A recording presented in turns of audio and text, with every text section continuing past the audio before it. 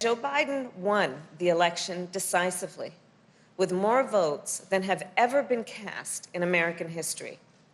It amounts to 75 million voices and counting, calling on the Supreme Court to see this case for what it is, a blatant attempt to overturn the will of the people.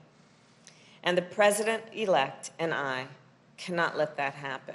And we all know that if the Affordable Care Act is struck down, communities of color would be hit particularly hard: Black, Asian, Hispanic, and Native American, because they are at a greater risk of pre-existing conditions, from asthma to diabetes to lupus.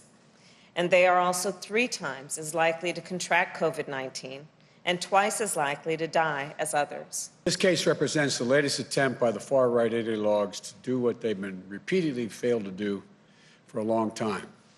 In the courts, in the Congress, in the court of public opinion, over the last decade, to eliminate the entirety of the Affordable Care Act. Twice already, the Supreme Court has upheld the landmark law, in 2012 and again in 2015. And the Congress, expressing the popular will of the American people on a bipartisan basis, has rejected numerous attempts, numerous efforts by President Trump to erase the law as well. Now, in the middle of a deadly pandemic that has infected more than 10 million Americans, nearly 1 in every 32 Americans, often with devastating consequences to their health, these ideologues are once again trying to strip health coverage away from the American people. The goal of the outgoing administration is clear from the brief they filed in the Supreme Court. It asserts, and I quote, "The entire ACA thus must fall," end of quote. Now, I'm not naive about the fact that health care is an issue that has divided Americans in the past. This doesn't need to be a partisan issue. It's a human issue.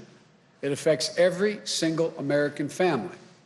We can't subvert the growing consensus of the American people based on an argument put forward in the briefs seeking to invalidate the law that even many conservative legal scholars, including in the National Review, consider to be, quote, ridiculous. Let's be absolutely clear about what's at stake.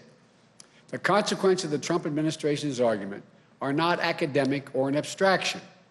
For many Americans, they are a matter of life and death in a literal sense.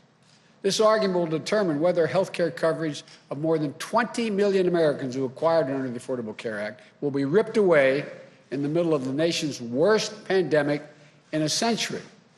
Over 100 million people, as the Vice President-elect pointed out, over 100 million people with pre-existing conditions like asthma, diabetes, cancer, could once again be denied coverage, whether complications from COVID-19 like lung scarring and heart damage will be the next flood of pre-existing conditions that can be used as an excuse to jack up premiums or deny coverage altogether.